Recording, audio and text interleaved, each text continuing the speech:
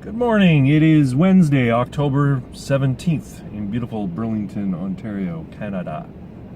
And if you're wondering why I'm so happy, it's because our wonderful government has deigned to bestow upon Canadians a little bit more freedom today. And for that, I'm glad.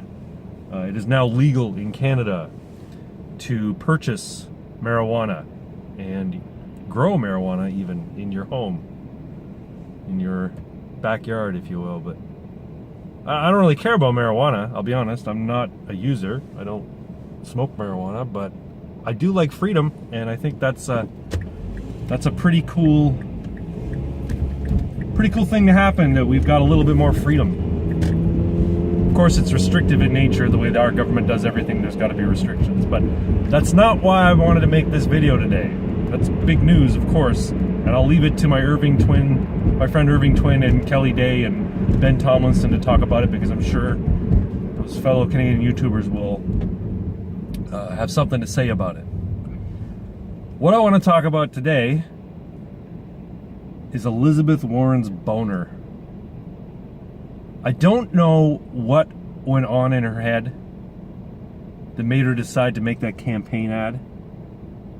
It's like, here's what I imagine happened. Okay, so Trump makes this speech at one of his rallies regarding Elizabeth Warren, where he calls her Pocahontas. And he challenges her to take a DNA test.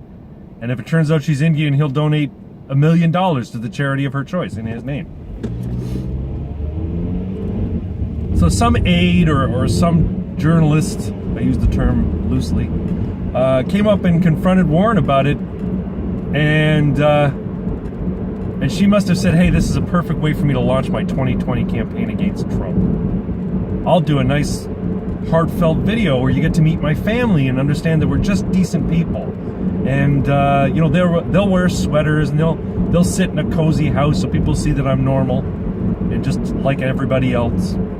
And we'll get this DNA test done. And I know I've got some Indian ancestry in me. So she does this homey little ad, and it turns out that she's not 1/4 Cherokee or 1/16 Cherokee or even 1/32 Cherokee.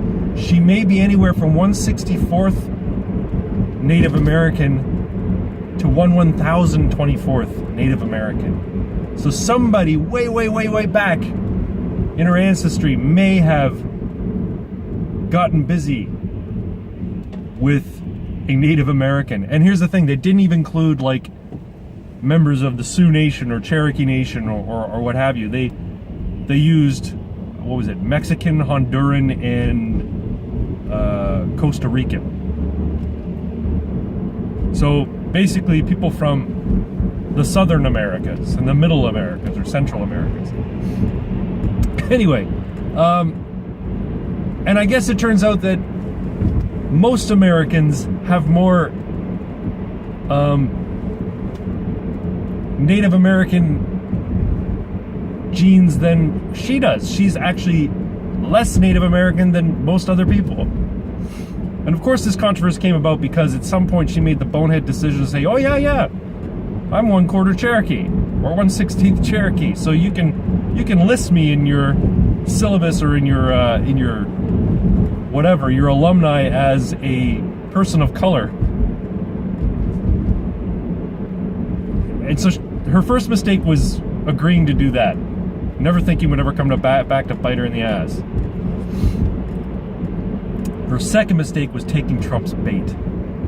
And this is something that I think politicians need to learn, and learn it quick, because if they ever want a chance at defeating the guy in 2020, you can't play his game. You can't get down in the dirt with him, because he lives in it, and people know what he is, and his supporters don't care. Remember, the age of politics is over. It's now, you're in a populist paradigm. So you need to appeal to people without being a politician. And if you are a politician, you need to figure out how to appeal to people genuinely and not sound like a politician. You also need to figure out how to deal with a guy who plays in the dirt without getting dirty. And the only way that they're going to be able to do that is if they put someone up there who's clever, who's as quick as Trump, and as clever. And I know people say, he's an idiot. He's not. He's a very smart guy. And he's clever. And he's witty. You wouldn't know it because a lot of times he's inarticulate, but he has these little moments where he's got these zingers and he levels anybody he's talking to. His timing is impeccable. His timing, destroyed Jeb Bush. It destroyed Hillary Clinton in that second debate. Anyway. So whoever's going to go up against him in 2020 needs to learn this. They need to be clever and quick, but they need to stay clean. They need to stay above it all, especially if they're a politician. Because I'll tell you right now, Cory Booker going off and acting like a lunatic, Kamala Harris engaging in her identity politics, Joe Biden saying things like he'd take him out behind the bleachers and kick his ass, that doesn't play well with people. The only people it plays well with are the people who are already so vehemently opposed to Trump that they like when people talk back. And I'm sorry, but that's a very small minority of Americans. Most Americans are like, you know what? I don't really hate the guy and I can't complain about the way the economy's going. Most Americans don't want to get into it with people. What the hell are you doing? Some guy almost cut me off, almost got rear-ended. Anyway, most people, while they might have a bad taste in their mouth about some of the ways Trump acts and speaks, they don't really care because they don't expect anything more of him. Because he's not a politician, because he's not polished. Politicians, on the other hand, are expected to be measured with their words. They're expected to be political in their thinking and in their actions and how they talk about people. Now, here's some people in the politics who are getting it and are understanding how to engage. And I hope they don't overstep. Lindsey Graham recently has started to, I guess, something clicked, and it must have been with the Brett Kavanaugh thing, because that's when he, pulled his finger out and started, speaking honestly about things instead of speaking politically. And he has been recently able to come out, speak his mind, and level anybody who challenges him rhetorically, and come out looking okay. So if they can learn how to do what Lindsey Graham did, they might have a chance of defeating Trump. Now, Bannon was talking to Sargon of Akkad recently, and he thinks that, I think it was Bannon. No, he was talking to Bill Maher. And he thinks that somebody like Avenatti or, another celebrity, Oprah Winfrey, could take on Trump in 2020. And theoretically, that's true, because neither one of them are politicians. I think Avenatti's career is done. But Elizabeth Warren, after this boner, and if you're not familiar, like I said, she did this DNA test ad, and then people started picking it apart and started saying she's like less Native American than most average Americans. And then when Donald Trump, I guess, called her out on Twitter, she went into this 20-plus tweet tirade about him, and it sounded like she was launching her campaign on Twitter.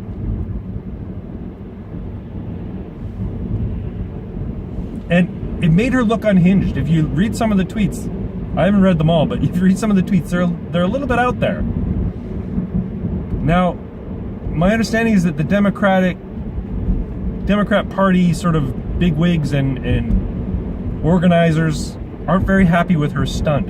They think it's hurt them in the midterms because she's come out looking foolish, and she's a prominent voice in the Democrat Party.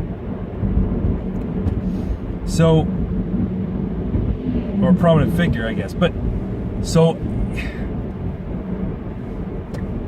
it was a bad move, Elizabeth.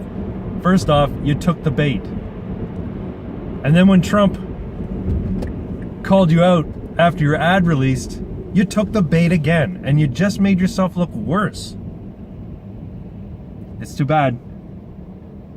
Oh well. So who do they got? I don't know. Who do they got in 2020? I don't know. Cory Booker is in the race, from what I understand. Right now it's Cory Booker, Bernie Sanders, Senator Kamala Harris, Elizabeth Warren, and Joe Biden. Those are the 5 that are vying for the nomination, the Democrat Party nomination. And